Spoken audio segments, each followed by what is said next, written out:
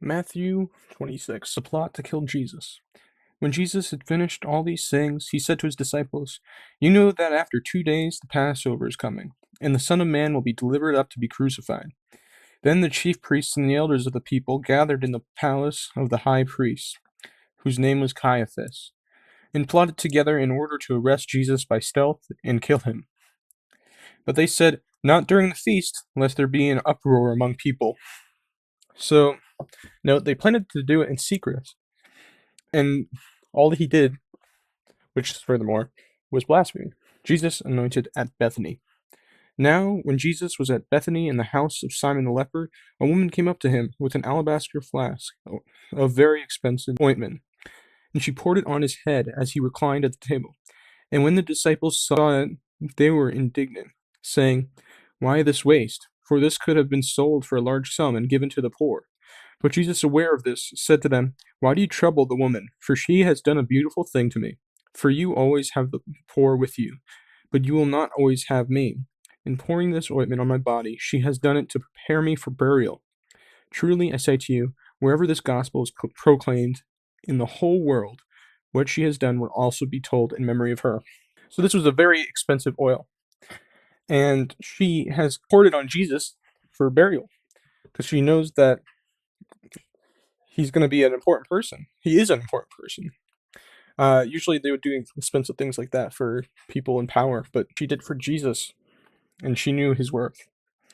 Judas to betray Jesus. Then one of the 12, whose name was Judas Iscariot, went to the chief priests and said, "What will you give me if I deliver him over to you?" And they paid him 30 pieces of silver. And from that moment he saw an opportunity to betray him. So Judas did it for money. 30 pieces of silver was about 4 months' wages for a laborer. This kind of shows that both Judas and the high priest did not think great of Jesus. That wasn't too crazy of a price. Passover with the disciples. Now on the first day of unleavened bread, the disciples came to Jesus, saying, "Where will you have us to prepare for you to eat the Passover?" And he said, "Go into the city to a certain man, and he say to him, The teacher says, My time is at hand. I will keep the Passover at your house with my disciples." And the disciples did as Jesus had directed them, and they prepared the Passover. When it was evening, he reclined at the table with the 12, and as they were eating, he said, "Truly I say to you, one of you will betray me." And they were all very sorrowful, and began to say to him one after another, "Is it I, Lord?" And he answered them, "He who has dipped his hands in the dish with me will betray me. The Son of Man goes as it is written of him, but woe to that man by whom the Son of Man is betrayed. It would have been better for that man if he had not been born." Judas would betray him, who would betray him, said, "Is it I, Rabbi?" And Jesus said, "You have said so." So the house is prepared by the disciples. Jesus says one of the disciples will betray him, and Judas asks if it is him, and Jesus said, "You said it." Institution of the Lord's Supper. Now they were eating, and Jesus took bread, and after blessing it, broke it, and gave it to the disciples, and said, "Take, eat, this is my body." And he took a cup, and when he had given thanks, he gave it to them, saying, "Drink of it, all of you, for this is my blood of the covenant, which is poured out for many for the forgiveness of sins. And I tell you, I will not drink again of this fruit of the vine until the day when I drink it anew with you in the Father's kingdom." So, this is saying breaking bread and drinking wine is the new covenant. And Jesus says he will not drink of the fruit of the vine until we are in the kingdom of the Father. Jesus foretells Peter's denial. And when they had sung a hymn, they went out to the Mount of Olives. Then Jesus said to them, "You will all fall away because of me this night, for it is written, I will strike the shepherd, and the sheep of the flock will be scattered. But after I am raised up, I will go before you into Galilee." And Peter answered him, "Though they all fall away because of you, I will never fall away."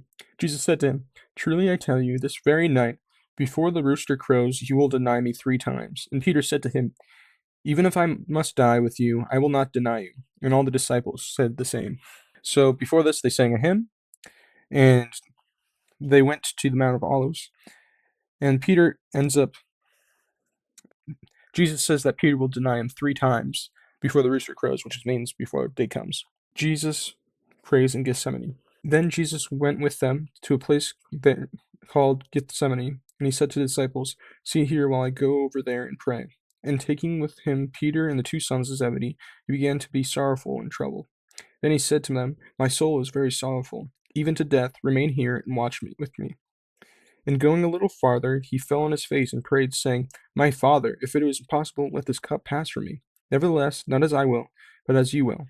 And he came to the disciples and found them sleeping. And he said to Peter, "So could you not watch with me 1 hour? Watch and pray that you may not enter into temptation.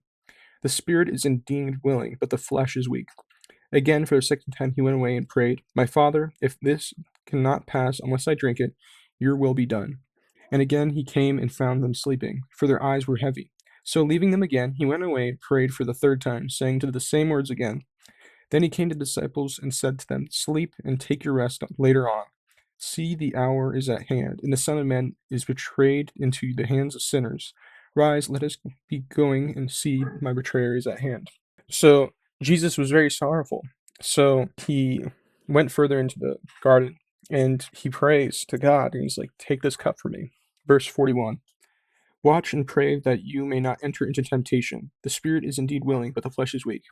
So Jesus is saying, I know you want to do it, but your flesh is weak and you still fall asleep. So Jesus ends up trusting God's will. It's not my will, but your will, Lord. And Jesus tells them, "Sleep later, the time is at hand." All right. Betrayal and arrest of Jesus. While he was speaking, Judas came, one of the 12, and with him a great crowd with swords and clubs, from the chief priests and the elders of the people. Now the betrayer had given them a sign, saying, "The one I will kiss is the man. Seize him." And he came up to Jesus at once and said, "Greetings, Rabbi." And he kissed him. And Jesus said to him, "Friend, do what you came to do." Then they came up and laid his hands on Jesus and seized him. And behold, one of those who were with Jesus stretched out his hand and drew his sword and struck the servant of the high priest and cut off his ear. Then Jesus said to him, "Put your sword back into its place, for all who take the sword will perish by the sword. Do you think I cannot appeal to my Father, and he will at once send me more than 12 legions of angels? But how then should the scriptures be fulfilled, that it must be so?" At that hour Jesus said to the crowds, "Have you come out as again robber with swords and clubs to capture me? Day after day I sat in the temple teaching, and you did not seize me. But all this has taken place that the scriptures of the prophets might be fulfilled." Then all the disciples left him and fled. All right. So as soon as the people laid their hands on Jesus, a disciple cut off the ear of the servant. And Jesus said, he's like, "Don't do that. Do you not think I would do something if I wanted to?" And he notes that, why have you come out at night as if I were a robber?" And he's like, "I sat in the temple and you did not seize me. You did not get me." All right. Jesus before Caiaphas and the council. Then who had seized Jesus led him to Caiaphas the high priest, where the scribes and the elders had gathered. And Peter was following him at a distance, as far as the courtyard of the high priest. And going inside, he sat in the guards to see the end. Now the chief priests and the whole council were seeking false testimony against Jesus, that they might put him to death. But they found none. Though many false witnesses came forward, at last 2 came forward and said, "This man said, I am able to destroy the temple of God and rebuild it in 3 days." And the high priest stood up and said, "Have you no answer to make? What is it that these men testify against you?" But Jesus remained silent. And the high priest said to him, "I adjourn you by the living God. Tell us if you are the Christ, the Son of God." Jesus said to them, "You have said so, but I tell you, from now on you will see the Son of Man seated at the right hand of power and coming on the clouds of heaven." Then the high priest tore his robes and said, "He has uttered blasphemy. What further witness do we need? You have heard it now. You have now heard his blasphemy. What is your judgment?" They answered, "He deserves death." Then they spit in his face and struck him, and some slapped him, saying, "Prophesy to us, Christ, who has struck you?" So Jesus was taken to Caiaphas, he's the high priest, and they tried to get him punished. They were trying to find anything, but they were only false witnesses. And then verse 61. And then the one person that actually was a true witness said, and read the verse, and said, "This man said, I am able to destroy the temple of God and rebuild it in 3 days." No, he wasn't talking about the temple, he was talking about himself. And then they asked, "Are you the Son of Man?" And Jesus says, "I am." And then they end up flogging him, which is beating. And some slapped him, saying, "Prophesy, who hit you?" Peter denies Jesus. Now Peter was sitting outside in the courtyard, and a servant girl came up to him and said, "You also were with Jesus, the Galilean." But he denied it before them all, saying, "I do not know what you mean." And when he went out to the entrance, another servant girl saw him, and she said to the bystanders, "This man was with Jesus of Nazareth." And he again denied it, and with an oath, "I do not know this man." After a little while the bystanders came up and said to Peter, "Certainly you too are one of them, for your accent betrays you." Then he began to invoke a curse on himself and to swear, "I do not know the man." And immediately the rooster crowed.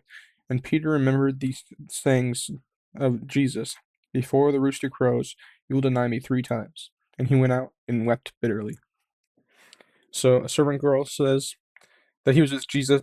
"No, I wasn't." Another person, "No, it wasn't." And then finally a bystander, and Peter's says, "I swear, I have not seen him."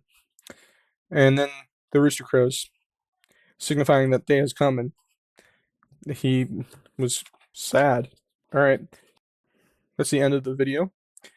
Thank you for watching. Subscribe, and goodbye.